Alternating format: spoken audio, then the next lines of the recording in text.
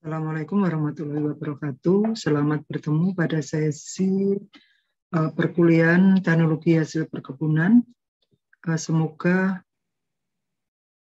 semua dalam keadaan sehat ya, dan tetap semangat untuk menimba ilmu. Jadi pada sesi kali ini kita akan membahas tentang pengolahan kopi ya. Pengolahan kopi primer ini dimulai dari buah kopi sampai menjadi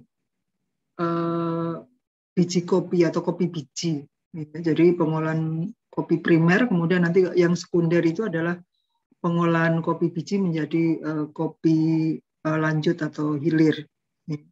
Nah, karena pengolahan kopi primer ini juga cukup banyak, maka kita bagi saja menjadi 3 sesi. Yang sesi pertama adalah panen sampai dengan sortasi buah. Kemudian pada sesi kedua kita akan bahas terkait dengan cara pengolahan. Kemudian yang ketiga adalah standar mutu dan juga analisisnya. Nah, untuk sesi pertama ini penentuan masa panen sampai dengan sortasi buah. Nah, sebelumnya kita tahu kita perlu bersyukur ya bahwa kita ada di Lampung, dan Lampung ini merupakan salah satu daerah atau provinsi penghasil kopi Robusta terbesar kedua setelah Sumatera Selatan. Dan kopi Robusta Lampung ini sangat dikenal di pasar dunia karena memang taste-nya kuat ya, atau sering dikenal sebagai fine Robusta. Nah, luas lahan di Lampung untuk khusus perkebunan kopi itu sekitar 163.000 hektar. Ya. Kemudian bersama-sama dengan Palembang dan Bengkulu kita dikenal sebagai segitiga emas kopi. Ya, dan semua dari ketiga provinsi tadi itu ekspornya melalui pelabuhan yang ada di Lampung, sehingga ketiga daerah ini mempunyai kontribusi sekitar 61% ya dari total produksi nasional ya. Jadi sangat dikenal, salah satunya adalah kopinya. Nah, kalau kita lihat penyebarannya di provinsi itu yang paling banyak adalah di Kabupaten Lampung Barat, yaitu sekitar 59,357 hektar.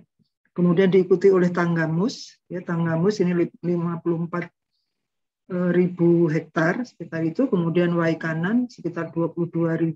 Kemudian baru Lampung Utara. Lampung Utara ini yang berbatasan dengan Lampung Barat. Baru yang lain-lain ini tidak terlalu banyak. Jadi biasanya daerah-daerah yang cukup tinggi. Nah, ini gambaran sekilas wilayah pemandangan perkebunan kopi yang ada di Bukit-Bukit, ya, baik di Lampung Barat maupun di Tanggamus. Ya, kalau kita lihat sampai berkabut-kabut seperti itu. Nah, kemudian kalau kita masuk ke dalamnya, ini kebetulan di HKM ya, HKM beberapa HKM sejak sekitar 2011-12 itu hutan kemasyarakatan itu diizinkan. Justru petani-petani yang tadinya merambah hutan dengan menanami kopi itu kemudian diizinkan, dan sekaligus mereka diberi semacam kerjasama gitu untuk ikut menjaga HKM. Jadi tidak boleh menebang pohon-pohon yang besar. Jadi boleh menanam kopi, tetapi tidak boleh menebang pohon-pohon yang besar, sehingga hutannya tetap terjaga sekaligus bisa menghasilkan atau bisa menjadi kehidupan dari sebagian petani kopi. Nah, ini gambaran pada saat ada pembinaan. Saya pernah beberapa kali mendampingi sertifikasi Sustainable Cafe. Nah, ini sistem pertanian kopi yang berkelanjutan dan dilakukan sertifikasi oleh beberapa pihak. Salah satunya adalah Rainforest, Allian, ya. Pernah juga kemudian Forsi dan juga lembaga-lembaga sertifikasi yang lain. Nah, ini habis turun masuk ke dalam ke HKM ya. Jadi setelah audit lapang ya, kira-kira seperti itu. Bersama dengan eksportir, biasanya kita Unila mendampingi petani, kemudian bekerja sama dengan eksportir, karena satu rantai pasok itu adalah eksportir, kemudian pengumpul dan petani. Jadi beberapa kali saya mendampingi itu. Nah, ini suasana pada saat tanaman kopi itu sedang berbunga. Jadi kalau kita jalan lewat perkebunan-perkebunan ini, maka udaranya itu harum sekali. Ya, dari jauh juga harum sekali dan pemandangannya sangat indah karena kita melihat hampir semua tanaman kopi itu berbunga seperti ini. Ini satu pemandangan yang sangat menyenangkan dan sangat sehat. Nah, ini setelah berbunga tadi beberapa saat kemudian akan menjadi buah yang ini masih hijau jadi masih muda. Tapi sudah menuju ke tua, dan ini yang tanaman kopi yang sudah siap panen, ya sudah dominan merah. Ini gambaran sekilas, kemudian ini cara pemetikan yang diperagakan oleh petani. Jadi kalau petik merah ya berarti diambil yang merah saja. Nah, kemudian ini penjemuran yang dilakukan oleh petani umumnya dihamparkan di atas lantai jemur ya, dan kalau panen raya ini ya ketebalannya lumayan tebal ya, lumayan tebal. Tapi kalau tidak terlalu banyak ya cukup tipis. Jadi ini nanti juga akan mempengaruhi lama pengeringannya. Oke, jadi tanaman kopi ini merupakan tanaman tahunan. Artinya apa? Tanaman tahunan itu masa panennya adalah 1 tahun sekali, meskipun tidak serentak sama sekali. Nah, kalau kita lihat secara fisiologis itu perkembangan buah itu 8-11 bulan sejak dari kuncup sampai masak. Ini khusus untuk kopi Robusta karena di Lampung banyak kopi Robusta, maka saya lebih banyak fokus ke kopi Robusta. Kemudian masa panen juga nanti didasarkan pada perubahan warna buah. Ya. Kalau buah itu masih hijau, itu menandakan bahwa buahnya masih muda. Kemudian kalau sudah kuning itu sudah setengah tua, dan kalau sudah merah, nah seperti tadi kita lihat, itu sudah masa optimal, dan masa optimal inilah yang paling baik dilakukan pemanenan. Karena apa? Kalau lewat itu cenderung warnanya berubah menjadi merah kehitaman. Nah, ini sudah dikatakan sebagai overripe dan nanti akan mudah untuk jatuh ke tanah. Dan kalau buah kopi sudah jatuh ke tanah itu biasanya nanti kemudian kurang bagus ya. Jadi aromanya juga akan kurang bagus. Selain karena sudah overripe, juga dengan jatuh ke tanah maka itu juga akan terpengaruh nanti aromanya. Nah, biasanya untuk kopi Robusta itu waktu panennya adalah sekitar bulan Mei Juni dan berakhir sampai sekitar bulan Agustus September. Nah, ini biasanya juga tergantung ketinggian dan seterusnya, tetapi tidak jauh dari bulan-bulan itu ya. Oke, nah ini gambaran bahwa kopi sudah siap untuk dipanen ya. Ini. Nah, seharusnya yang masih hijau ini ditinggal, tidak dipanen sekaligus satu ranting ini. Mestinya yang masih satu dompolan hijau ini ditinggal. Tetapi kalau sudah dominan merah, ini biasanya bisa dipetik sekaligus gitu ya. Dipetik sekaligus. Sehingga kadang-kadang petani itu beberapa kali melakukan pemetikan di kebun yang sama. Nah, kalau kita lihat struktur dari buah kopi, itu ada beberapa lapis. Yang paling luar ini adalah kulit buah, ya, kulit buah. Kemudian yang di tengah di dalamnya lagi itu daging buah. Nah, kulit buah sama daging buah itu untuk pengolahan basah biasanya dikupas menggunakan pulper. Jadi begitu kopi dipetik, kemudian dipilih yang merah-merah, karena kalau yang kopi hijau itu di paper biasanya tidak sulit terpisah kulitnya. Jadi harus dipilih yang matang kalau memang mau mengupas kulit buah setelah atau dalam keadaan masih basah atau masih segar ya. Kemudian di lapisan ketiga ini ada kulit tanduk. Kulit tanduk itu yang cukup keras ya, cukup keras yang melindungi biji. Tetapi kalau pada saat kering maka kulit tanduk itu akan mudah pecah. Ya. Kemudian di bawahnya lagi ada kulit ari. Kemudian di dalamnya ada biji kopi yang sesungguhnya kita konsumsi, kita manfaatkan adalah biji kopi. Kemudian ini ada tangkai. Nah ini kira-kira gambaran struktur dari buah kopi. Nanti ada kopi lanang. Kalau kopi lanang ini adalah bahwa seperti kacang tanah ya. Ada yang tidak membelah dua gitu, bijinya. Nah itu nanti disebut menyatu gitu ya. Jadi satu bulatan itu disebut dengan kopi lanang, dan itu kemudian menjadi varian kopi yang katanya sih mempunyai khasiat tertentu. Nah, oke, kalau sudah siap panen maka kopi akan dipanen. Ya. Cara pemanenan sampai saat ini masih menggunakan atau secara manual dengan menggunakan tangan ya, tanpa dibantu alat apapun. Ya. Nah, ada beberapa cara panen. Yang pertama, yang paling baik ini adalah pemetikan selektif atau petik pilih atau sering juga dikenal dengan petik merah. Nah, ini dilakukan hanya terhadap buah yang sudah masa optimal.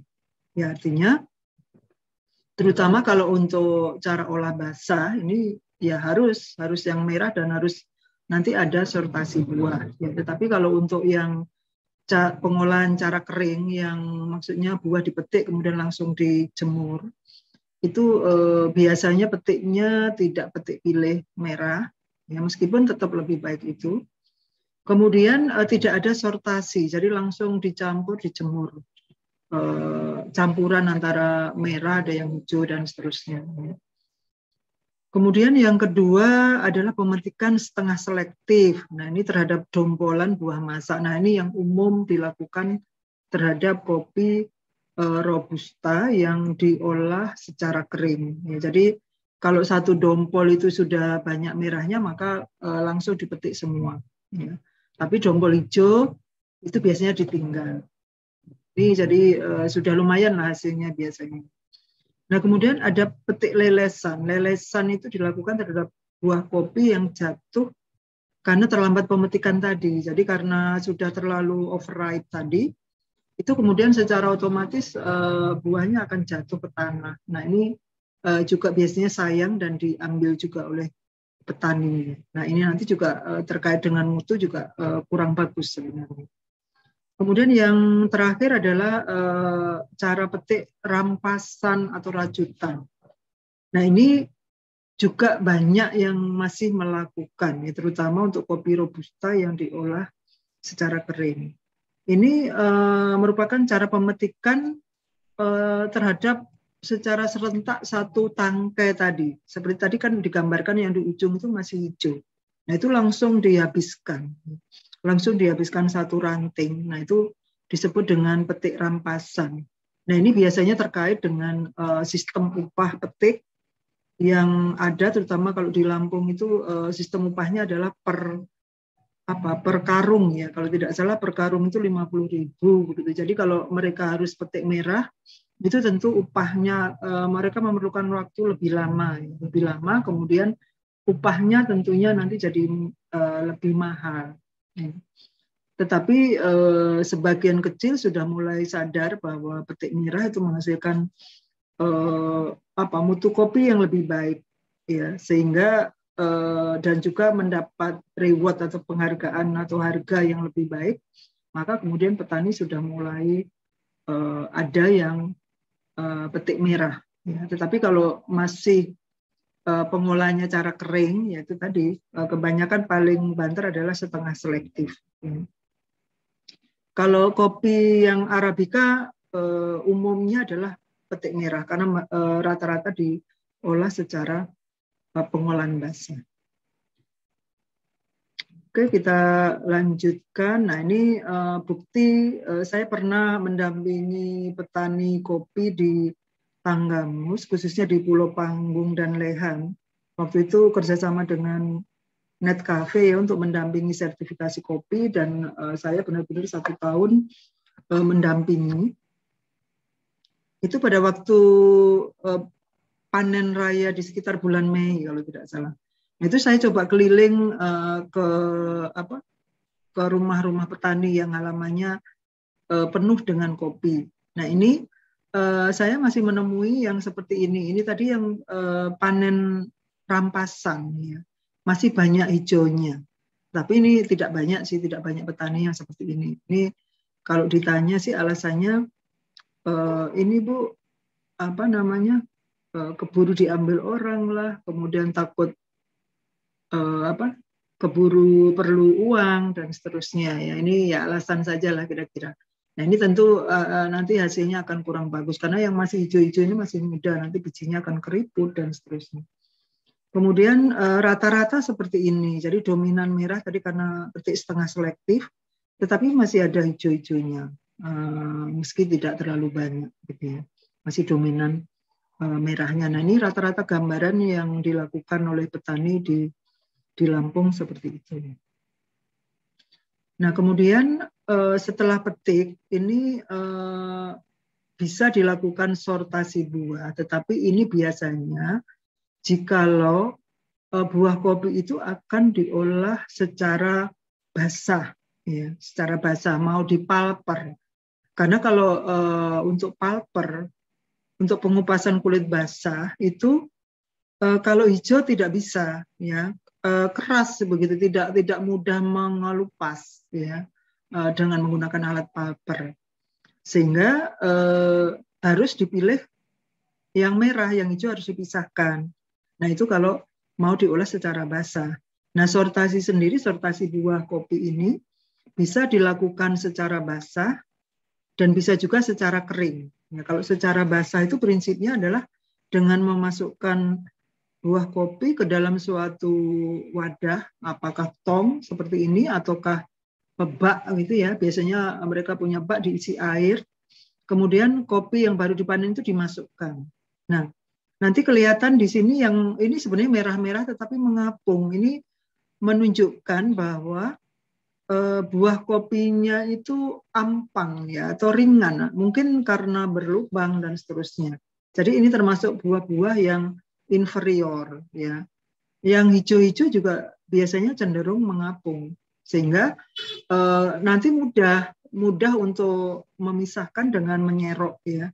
Yang ngapung-ngapung ini diserok, dipisahkan.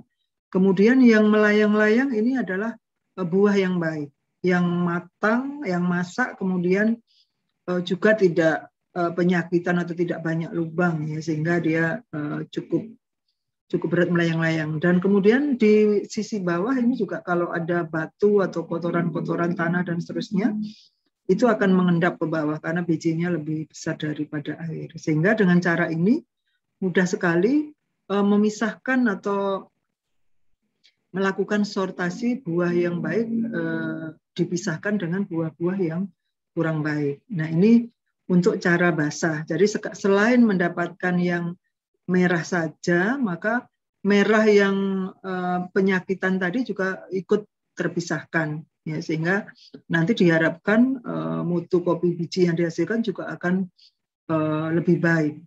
Kira-kira seperti itu.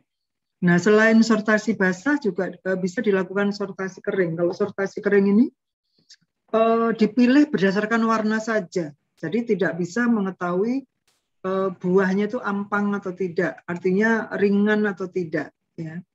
Jadi hanya benar-benar berdasarkan warna. Nah, ini warna-warna yang tidak merah, ini mungkin hijau atau kuning, itu dipisahkan dari buah yang warna merah. Ya. Nah, ini tadi saya katakan biasanya dilakukan pada kopi-kopi Arabica atau kopi yang diolah secara basah.